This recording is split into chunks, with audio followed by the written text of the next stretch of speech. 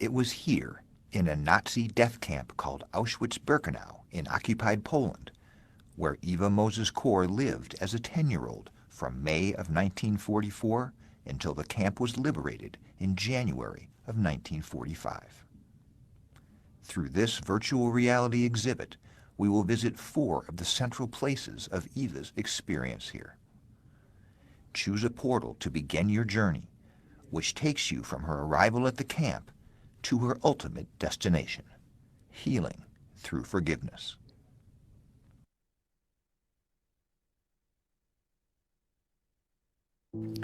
We were cooped in the cattle car for 4 days. Then finally the cattle car opened. I looked around trying to figure out what on earth is this place. It was the most confusing place that I can remember. And as I looked around, I realized that my father and my 2 older sisters were not with us. They disappeared in the crowd. Never ever did I see them again. A Nazi was running in the middle of the selection platform, very clearly yelling in German, "Twins! Twins!" He noticed Miriam and me, and he demanded to know if we were twins, and my mother said yes. At that moment, another Nazi appeared from nowhere, pulled my mother to the right, and I can see still as my mother's arms were stretching out toward us, and she was pulled away. There was so much pain in her eyes. That is the last image that I have of my mother. Perhaps no other place in history has witnessed such devastation as the selection platform, a strip of land between railroad tracks at the deadliest of Nazi death camps, Auschwitz-Birkenau. Here, as part of the Nazis' final solution, the murder of all Jews in Europe, prisoners would be thrown from cattle cars and corralled into 2 lines, men and older boys in one, women and younger children in the other. Then, with the point of a finger, Nazi guards, in most cases doctors, would decide which prisoners would live and which would die. Those chosen to live were forced into brutal labor, and after a few weeks most soon died anyways or were murdered. Those chosen to die were marched directly to the gas chambers. The height of the killing took place between May and July of 1944, when more than 500,000 Jews arrived at the camp, and about 80% were immediately sentenced to death. It was on this selection platform that Eva Moses saw her mother, father, and 2 older sisters for the last time. Once on the selection platform, a prisoner's fate was left in the hands of a single person. In nearly all cases, it was a Nazi doctor, as doctors were deemed best qualified to determine whether a prisoner was healthy enough to work in the camp. About 2 of every 10 prisoners were spared instant death this way. About 8 of every 10 prisoners were pointed straight to the gas chamber. Arguably the most cold-blooded of the doctors performing selections was Joseph Mengele. Survivors recall Mengele always dressed perfectly, whistling and smiling while he considered who would live and who would die. Mengele was also searching for subjects for experiments in his mission to create the perfect race. The best subjects, in his mind, were twins. 2 of the thousands of twins who were spared the gas chambers for Mengele experiments were Eva and Miriam Moses.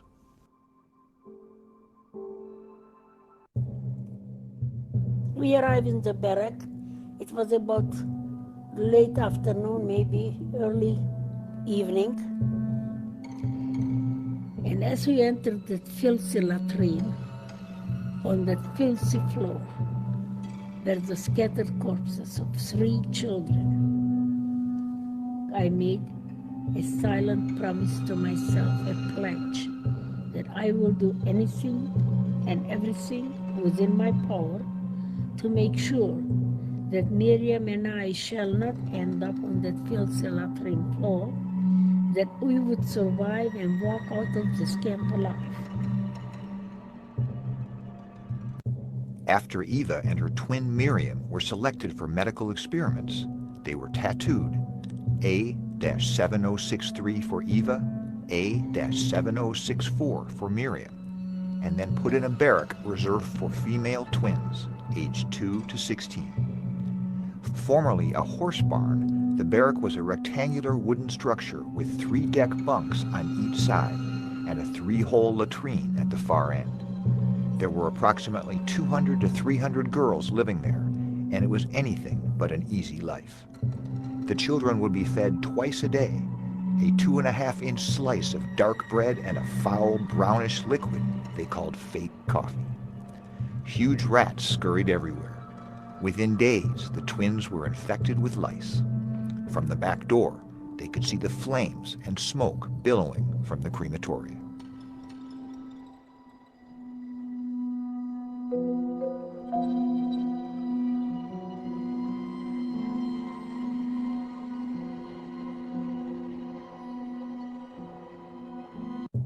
As bad as the conditions were in the twins' barracks, they were far worse in the barracks for the general prisoner population at Auschwitz. The Nazis wanted to keep the twins healthy enough for experiments.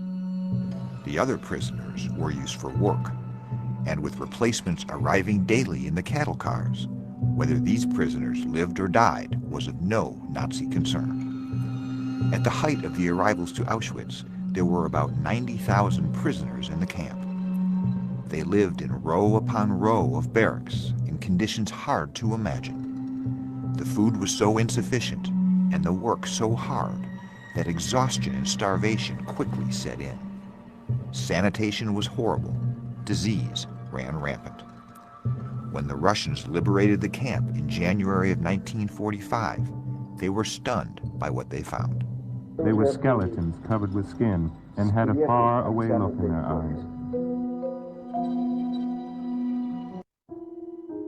On Tuesday, Thursday, and Saturday, we would be taken to a lab that I call the blood lab.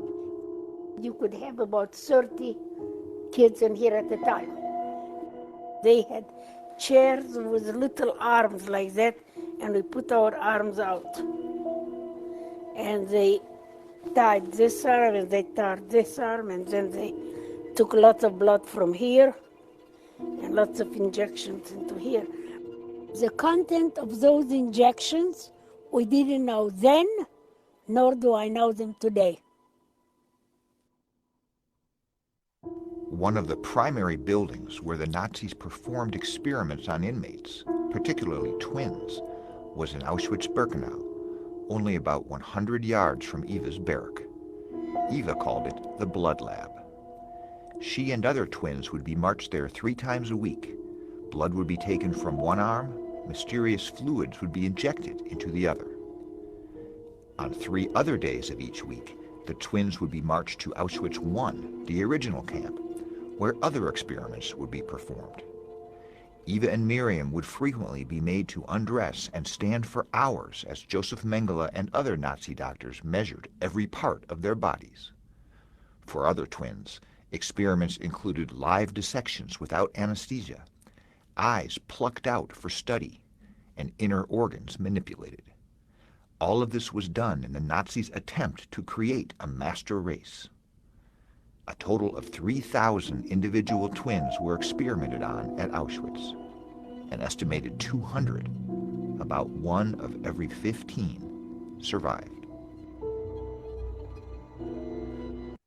Eva spent decades trying to figure out what she and her twin Miriam were injected with in the blood lab. To this day, it remains a mystery. Presumably, the answers were in Nazi Dr. Joseph Mengele's files, but their whereabouts remain unknown. A few vials of the mysterious fluids remain, but the Auschwitz State Museum considers them artifacts and has chosen not to have them tested. Eva's search had significant impact nonetheless. In 2001, she demanded and received a public apology from the former Kaiser Wilhelm Institute, which oversaw Mengele's experiments. I want to tell you how deeply I regret. Also, After learning that the German company that makes Bayer aspirin might have tested other drugs on Auschwitz inmates, Eva filed a lawsuit. It ended up being combined with other lawsuits against German companies for alleged war crimes and resulted in a $5 billion settlement, with some of the money going to survivors. The impact of that is just huge.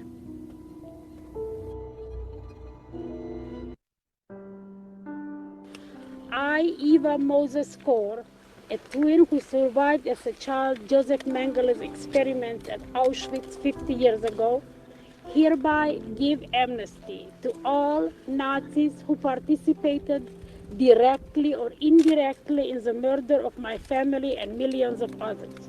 I, Eva Moses Kor, in my name only, give this amnesty because it's time to go on. It's time to forgive, but not forget. It's time to heal our souls. I, Eva Moses Kor.